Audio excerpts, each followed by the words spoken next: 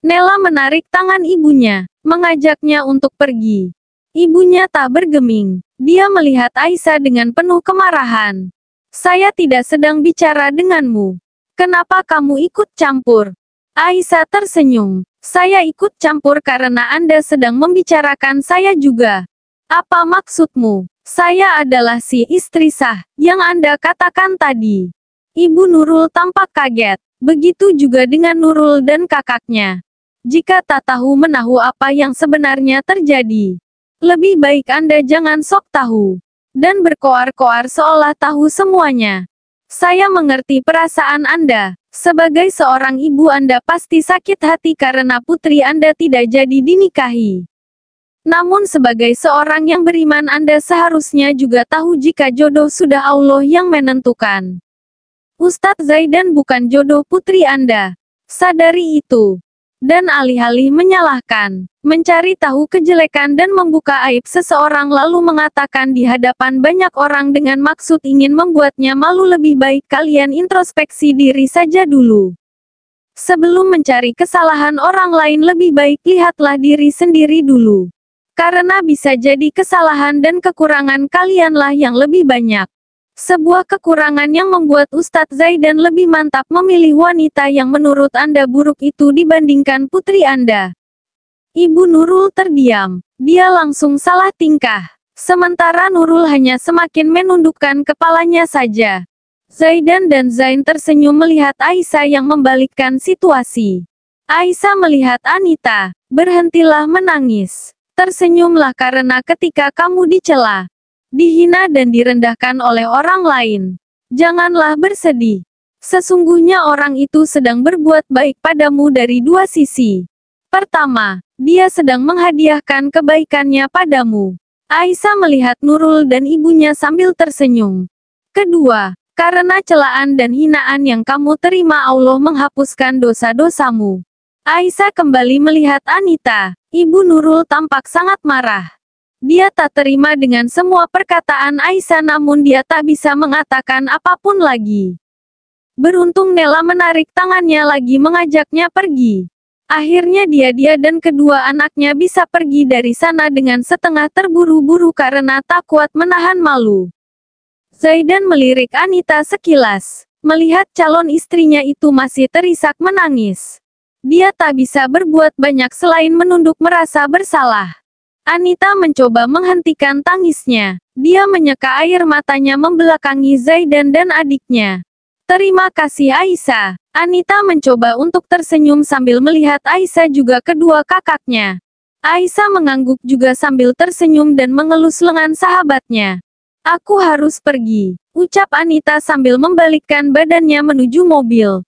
Jangan, suasana hatimu sedang tidak baik. Sebaiknya nanti saja menunggu kamu lebih tenang sedikit. Lela mencegah Anita pergi. Siti dan Aisyah mengiyakan. Aku baik-baik saja. Kalian tenang saja. Anita terus mencoba untuk tersenyum agar tak membuat Lela dan yang lainnya khawatir.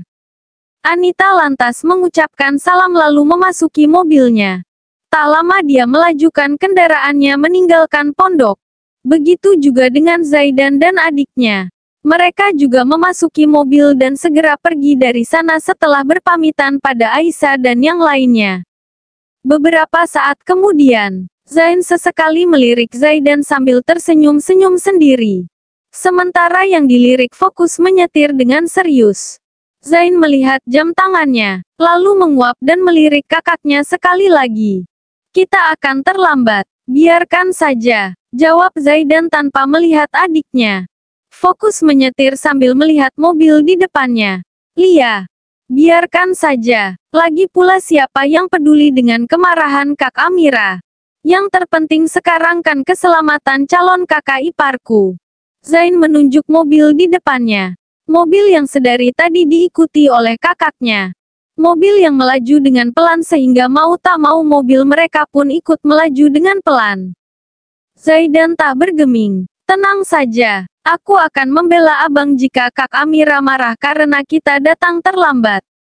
Aku akan katakan jika kita tadi sedang mengawal calon kakak iparku agar dia sampai di tempat tujuan dengan selamat. Karena kalau sesuatu terjadi padanya, abangku ini tak akan jadi menikah. Kalau begitu yang akan rugi aku juga yang tak akan menikah-menikah.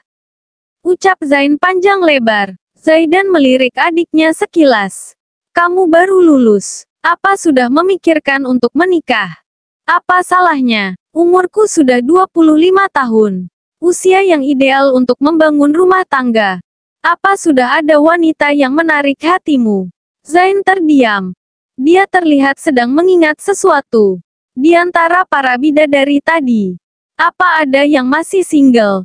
Zaidan tersenyum. Dia seperti mendapatkan ide untuk menjodohkan adiknya dengan salah seorang kakak Aisyah. Maksudmu, putri-putrinya almarhum Abah? Iya.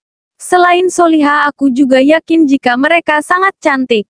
Zain tersenyum sendiri. Ada 2 orang. Benarkah? Tanya Zain antusias. Tapi mereka janda. Dua-duanya. Zaidan mengangguk. Zain terdiam sejenak. Tak masalah. Ucapnya lagi dengan kembali tersenyum. Zaidan juga ikut tersenyum. Apa kamu serius? Zain hanya tertawa tak memberikan jawaban. Sementara itu, Anita terus saja melihat kaca spion. Di mana dia melihat mobil Zaidan terus saja membuntuti mobilnya dari tadi. Dalam hati tentu saja dia merasa senang karena itu menjadi tanda jika Zaidan khawatir akan dirinya. Namun dirinya bertanya-tanya benarkah Zaidan tidak terpengaruh akan perkataan ibunya Nurul tadi. Setelah mengetahui masa lalunya yang buruk, benarkah Zaidan masih mau menjadikannya sebagai seorang istri? Aisyah baru pulang dari menziarahi kuburan abahnya. Sesampainya di rumah, dia kaget mendapati kedua mertuanya sedang menunggunya.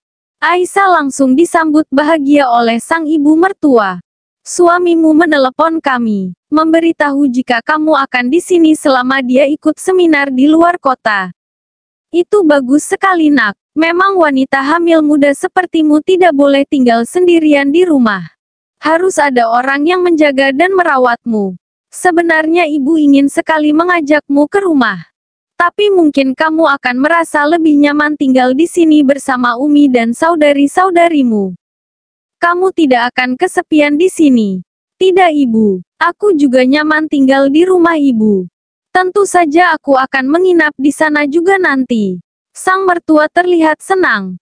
Dia lalu menanyakan seputar kehamilan menantunya. Bercengkrama bersama Umi dan kakak-kakaknya Aisyah. Malam hari, selesai bertelepon dengan Alfian, Aisyah yang sudah bersiap untuk tidur menerima panggilan telepon dari Anita. Maaf Aisyah, aku mengganggumu malam-malam. Tidak apa-apa. Anita lantas menceritakan kegundahan hatinya. Zaidan baru saja mengirimiku pesan. Dia meminta maaf atas apa yang terjadi tadi siang. Dia merasa jika itu adalah salahnya. Aisyah, alih-alih merasa ragu setelah mengetahui segala keburukanku di masa lalu. Dia malah membuatku yakin jika dirinya merasa tidak salah memilih aku sebagai pendampingnya. Itu bagus. Ustadz Zaidan memang lelaki yang sangat baik. Kamu beruntung. Karena itulah kini aku merasa jika dia terlalu baik untukku. Apa kamu tahu jika kita harus mempertahankan seseorang yang mempunyai 4 kriteria ini?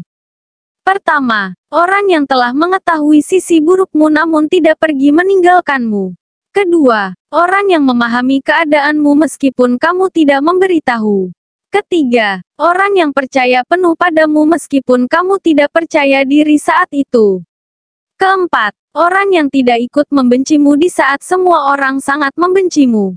Semua itu ada pada diri Ustadz Zaidan. Pertahanan dia karena kamu tidak akan menemukan lelaki seperti itu lagi.